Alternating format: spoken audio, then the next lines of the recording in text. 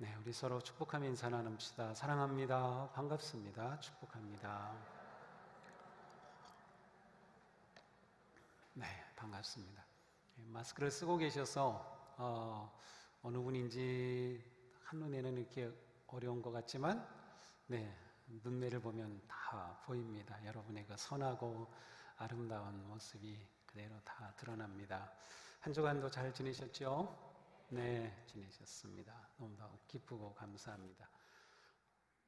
여러분을 만날 생각을 하면서 설교를 준비하고 또 하나님께서 우리 교회를 세워가실 모습을 그려보면서 말씀을 준비하고 있습니다.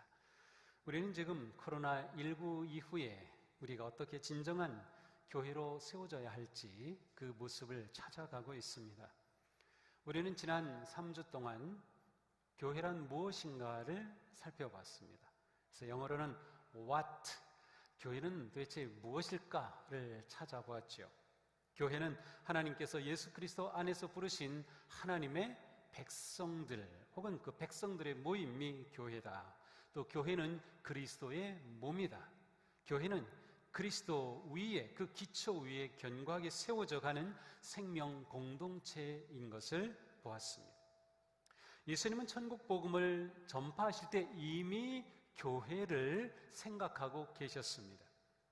내가 이 반석 위에 내 교회를 세우리니 음보의 권세가 이기지 못하리라. 예수님은 내가 이 반석 위에, 믿음 위에 교회를 세우시겠다고 말씀하셨습니다. 그리하여 예수님은 교회의 머리가 되셨고 교회의 주인이 되셨습니다.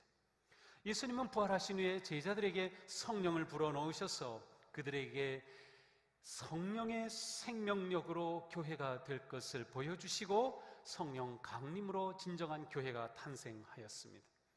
이렇게 탄생한 교회는 예루살렘에서, 유대에서, 사마리아에서, 그리고 선교와 복음 전도를 통하여서 온 지역으로 로마 제국에 퍼져나갔고 우리 대한민국에도 1800년대 후반에 복음이 전도되었고 그리고 48년 전에 이곳에 동수교회가 세워졌습니다.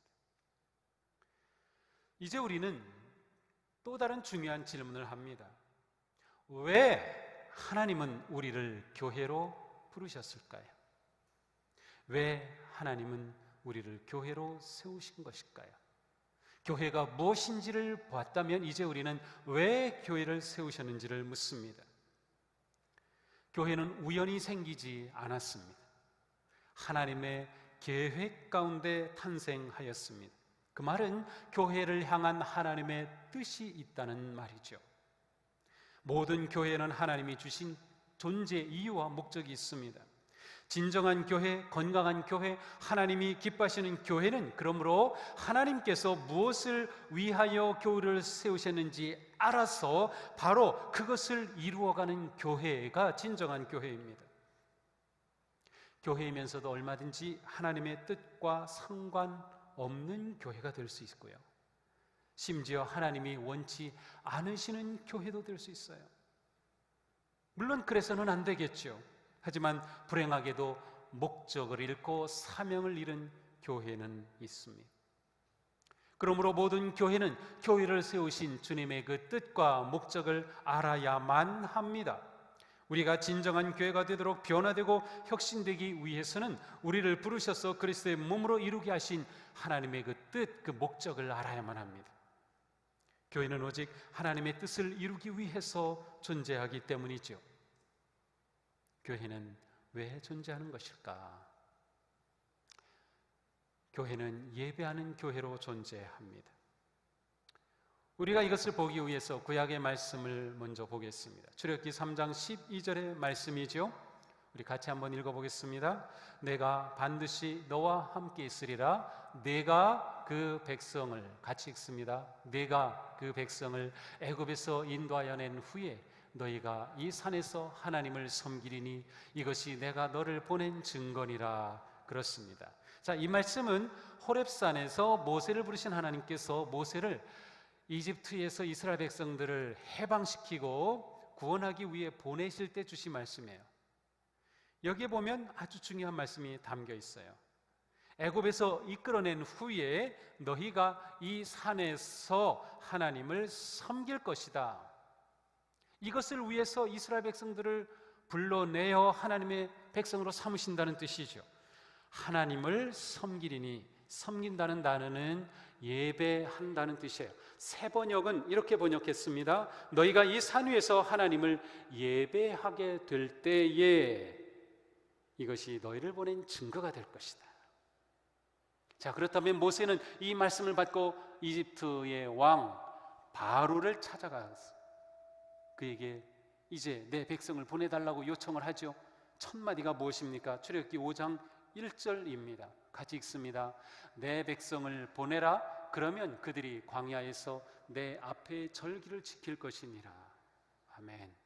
자, 여기 보니까 내 백성을 보내라 하고 요청하면서 무엇을 왜 보내는 거예요? 광야에서 절기를 지킨다는 거예요. 절기를 지킨다, 제사를 드린다, 예배한다는 뜻이죠. 하나님은 이스라엘 백성들이 하나님을 예배하고 제사를 드리도록 이집트에서 이끌어내셨습니다. 동일하게 하나님이 그리스도 안에서 우리를 하나님의 백성으로 모으신 것은 죄와 죽음으로부터 탈출시켜서 우리를 구원하여 부르신 것은 하나님을 예배하도록 하기 위함입니다. 하나님은 왜 우리를 부르셨을까? 예배하도록 부르셨어요. 하나님은 무엇을 위해 우리를 모으셨을까? 하나님을 예배하도록 모으셨어요. 교회가 하는 가장 중요한 최고의 일은 하나님을 높이는 예배입니다. 예배는 우리 각 성도의 삶뿐만 아니라 교회의 심장과 같습니다. 심장이 멎으면 죽는 것과 같이 예배가 멈춘 교회는 존재 이유를 잃어버린 것이에요.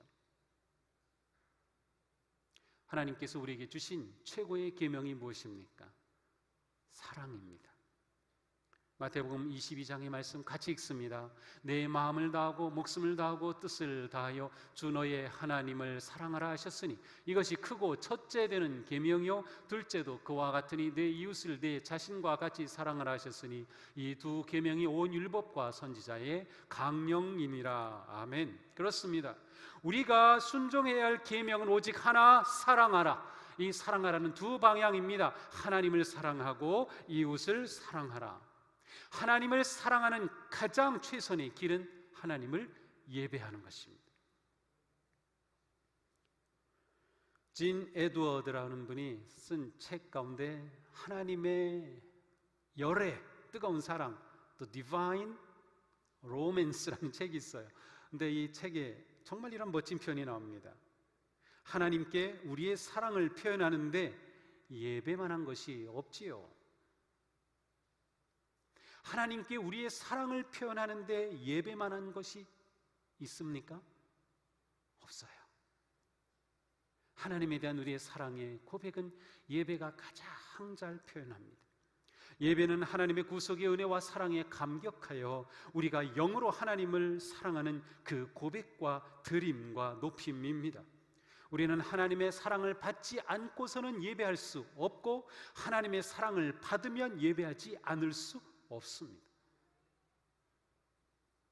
이것이 우리가 교회로 존재하는 이유입니다.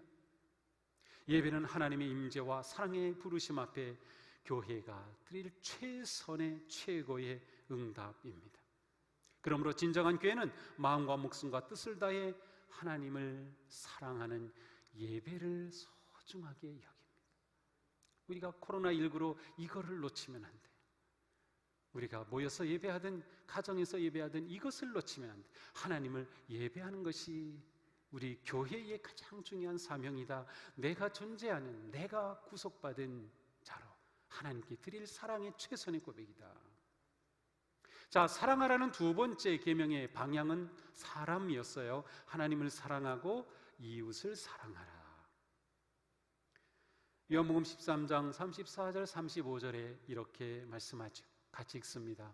새 계명을 너희에게 주노니 서로 사랑하라. 내가 너희를 사랑한 것 같이 너희도 서로 사랑하라. 너희가 서로 사랑하면 이로써 모든 사람이 너희가 내 제자인 줄 알리라. 아멘. 두 번째 방향인 서로 사랑, 이것은 제자의 가장 중요한 특징입니다. 예수님께서 제자들을 부르셔서 세우셨을 때 그들에게 기대하신 가장 중요한 초점은 그들이 서로 사랑하는 것이었어요. 너희가 서로 사랑할 때 사람들이 너희의 그 사랑을 보고 너희가 내 제자인 걸 알 거다. 하나님이 예수 그리스도를 통하여 그들을 사랑하여 주셨기 때문에 그 사랑을 받아 교회가 된 제자들은 서로 사랑함을 통해 그들의 모습을, 정체성을 드러내는 것이죠. 사랑의 사도인 요한은 이렇게 말씀합니다. 하나님을 사랑하는 사람은 자기 형제 자매도 사랑해야 합니다. 하나님 사랑하는데 형제 자매를 사랑하지 않는다? 불가능합니다. 하나님을 사랑하면 형제 자매를 사랑해야만 하고 할 수밖에 없어요. 하나님이 우리를 그렇게 사랑하시고 그렇게 하라고 명령하셨기 때문이죠. 우리가 하나님의 백성으로 모인 이유는 사랑하기 위해서입니다. 오늘 우리가 모인 이유는 사랑하기 위해서입니다. 사랑하려면 사랑의 관계가 맺어져야죠. 몸과 마음이 서로 연결되어야 합니다. 이것이 모이는 이유입니다. 사랑의 관계와 교제는 만났을 때, 모였을 때 가장 잘 이루어집니다. 만났을 때 진정한 교제가 일어나요. 만나지 않고 이루어지는 교제는 깊지가 못해요. SNS 때문에 세상이 굉장히 많이 서로 연결되는 것 같고 친한 것 같지만 진짜 친구는 없는 세상이 지금 세상이에요. 어떤 사람의 페북 친구가 2,000명이 넘어요. 그런데 나 죽을 거야. 그런데 한 사람도 거기에다가 무슨 말 올리지 않았어요. 그 사람 자살했어요. 이게 지금 세상이에요. 이러한 세상이라면 이 세상 속에서 우리가 정말로 서로 사랑한다고 하면 그것보다 더 세상에 희망과 기쁨을 줄 수 있는 일이 있을까요? 우리가 교회인 이유는 서로 사랑하기 위해서입니다.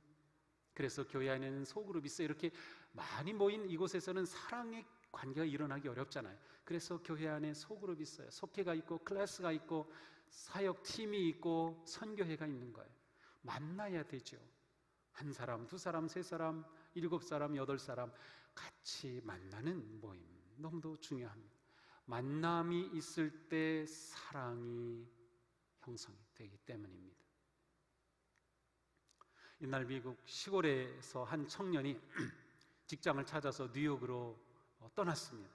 근데 떠날 때 그 마을에 자기가 아주 마음에 이렇게 관심을 두고 사랑하고 싶은 그러한 자매가 있었는데 그 고백도 하지 못하고 그냥 떠났어요. 뉴욕에 가서 이제 직장을 찾아서 생활하면서 이 자매에게 편지를 보냅니다. 요즘이야 뭐 문자가 있겠지만 옛날엔 편지를 보내는데 매주 한 통씩 보내요. 근데 글씨를 잘 못 쓰고 말주변이 없어가지고 같이 사는 친구에게 써달라 그래요. 내 대신 좀 편지를 써줘. 그러면 아주 멋있게 써가지고 매주 보냅니다. 2년이 지나고 나서 이 청년이 이제 돈도 많이 벌고 고향을 방문하게 됐어요. 그래서 이제 내가 고향 가면 이 자매에게 그동안 1년간 편지도 보냈으니까 내가 얼마나 사랑하는지 다시 고백하고 프로포즈 할 거야 라는 마음으로 고향에 갔는데 엉뚱한 소식이 들렸어요. 이 자매가 결혼한다는 겁니다. 너무나도 실망했죠. 내가 그렇게 편지를 보냈는데 도대체 웬 남자가 있다고 결혼을 해?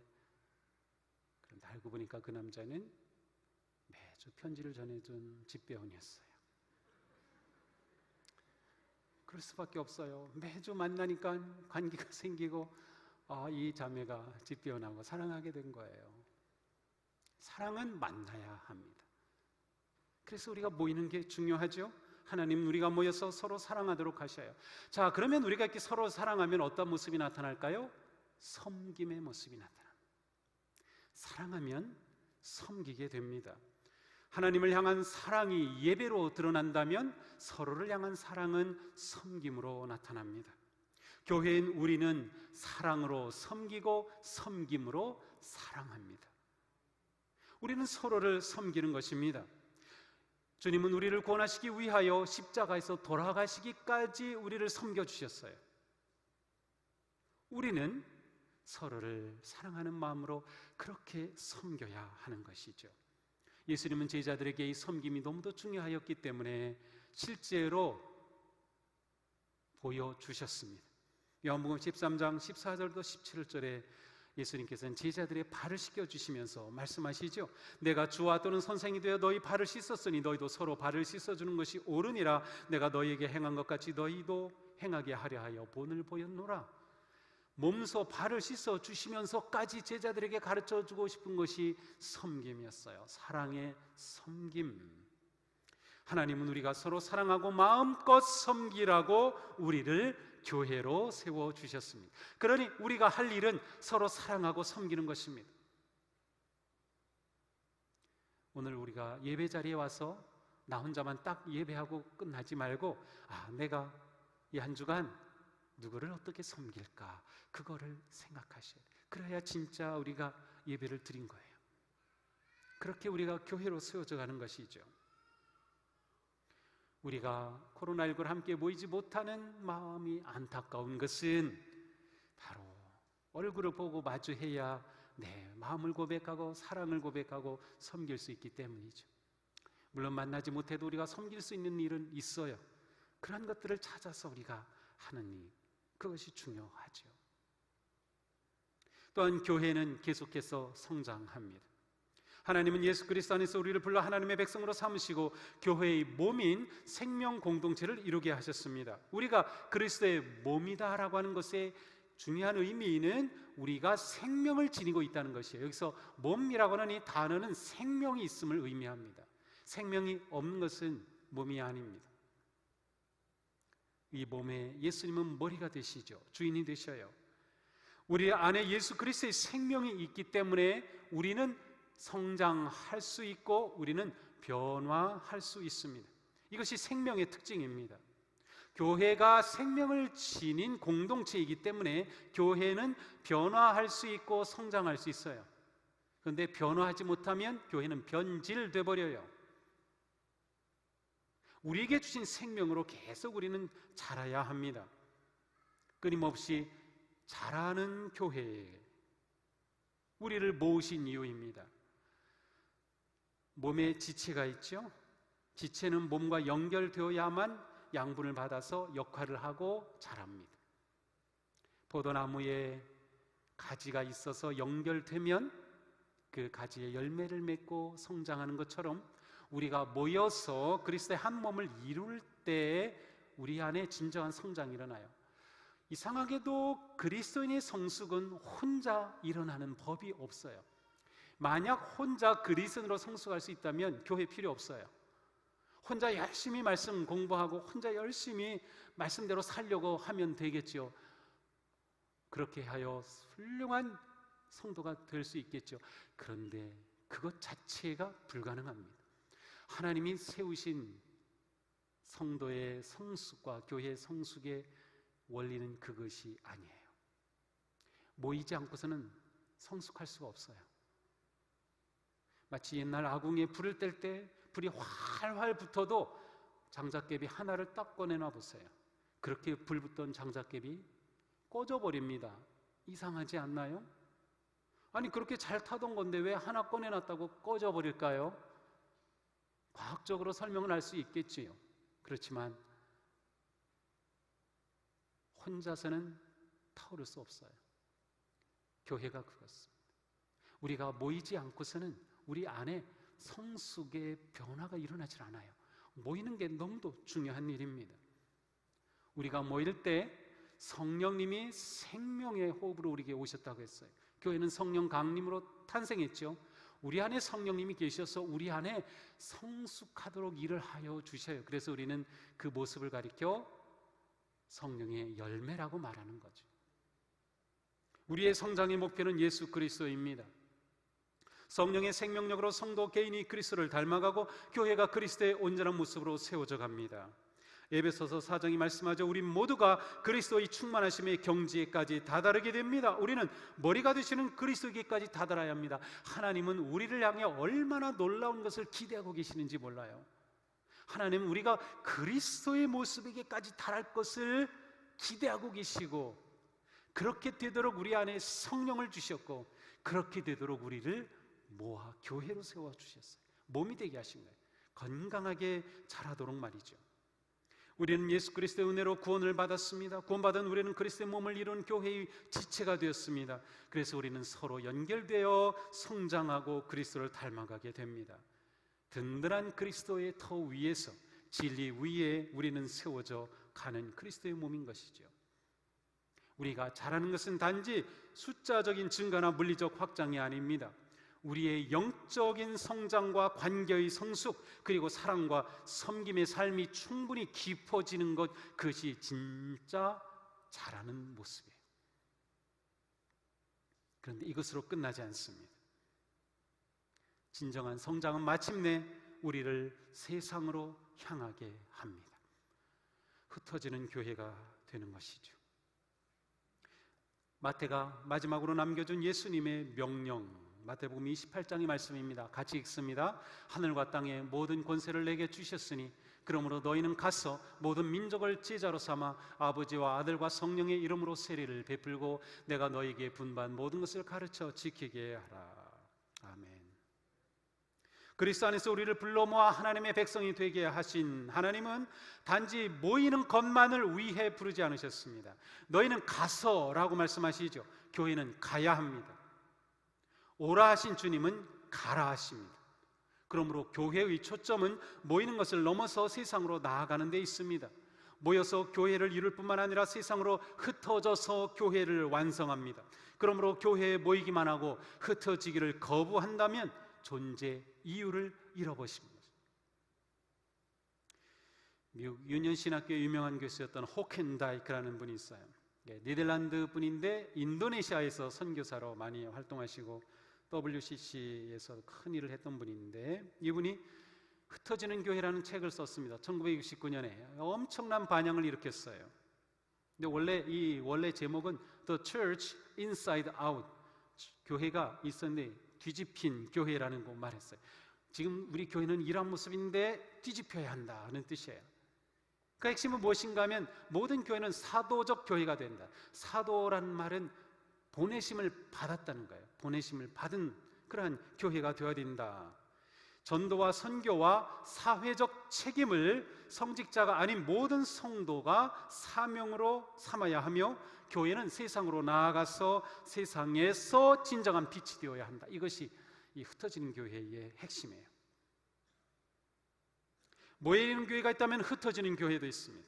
단지 교회에 성도 많이 모이는 것이 부흥이 아니라 진정한 부흥은 교회가 세상으로 나아가서 그곳에서 빛을 발하는 것입니다. 그러므로 우리가 세상에서 빛과 소금이 될 때 진정한 교회 부흥이 일어납니다. 코로나19로 우리가 모이지 못하죠. 그래서 온라인에서 가정으로 예배를 드리는데 어떤 분들은 이것을 흩어지는 교회라고 말하는 경우 많이 있어요. 우리가 이제는 흩어지는 교회가 드디어 된다. 아닙니다. 우리가 가정에서 예배를 드린다고 흩어지는 교회 아닙니다. 오해하지 마십시오. 그것으로 우리가 흩어지는 교회가 됐다고 치부할 수 없습니다. 그것은 단지 모이지 못하기 때문에 가정에서 드리는 예배일 뿐입니다. 그러나 가정에서 예배를 드리는 그것이 흩어지는 교회일 수도 있습니다. 가정에서 예배를 드리는 그때에 온 가족이 함께 모이고 우리가 정말로 하나님을 진정으로 예배하자, 예배를 드리고 말씀을 듣고, 우리가 이런 말씀을 받았으니 정말 이렇게 살아야 되지 않겠느냐, 그래서 가족들이 서로 화해하고 가족들이 서로 사랑하고, 그리고 이웃을 향해 마음을 열고, 이 코로나19 이 힘든 상황에 우리 가족이 누군가 도와줘야 되지 않을까? 그래서 그렇게 누군가를 도와주게 되고 어딘가에 기부하게 되고, 더 나아가서 사실 요즘 마스크 제대로 쓰고 다니는 것도 우리가 빛과 소금으로 살아가는 삶의 모습에, 그렇게 한다면 가정에서 예배를 드린 그 가정은 흩어진 교회입니다.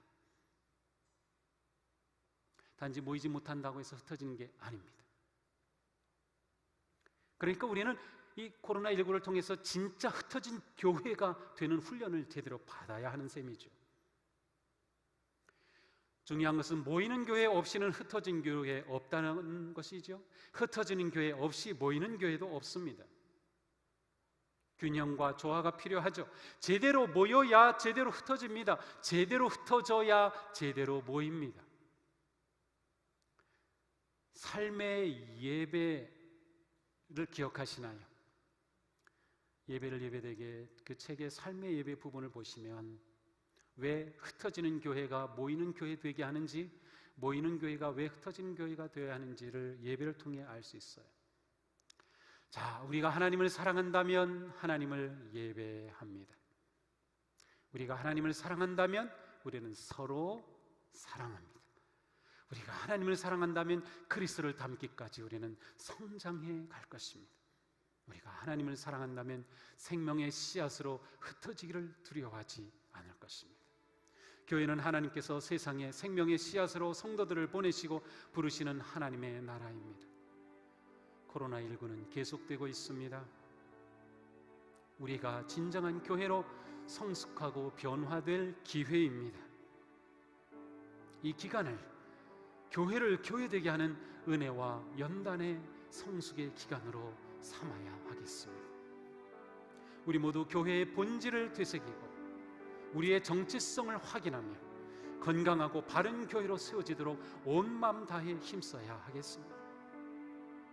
하나님께서 무엇을 원하시는지, 하나님께서 왜 우리 동수교회를 세우셨는지를 생각하며 진정한 교회로 성숙해가는 우리 모두가 되기를 축복합니다. 하나님은 왜 우리를 교회로 세우셨을까요? 그 답을 우리 삶 가운데서 드러내는 우리 모두가 되기를 주님의 이름으로 축복합니다. 기도합시다.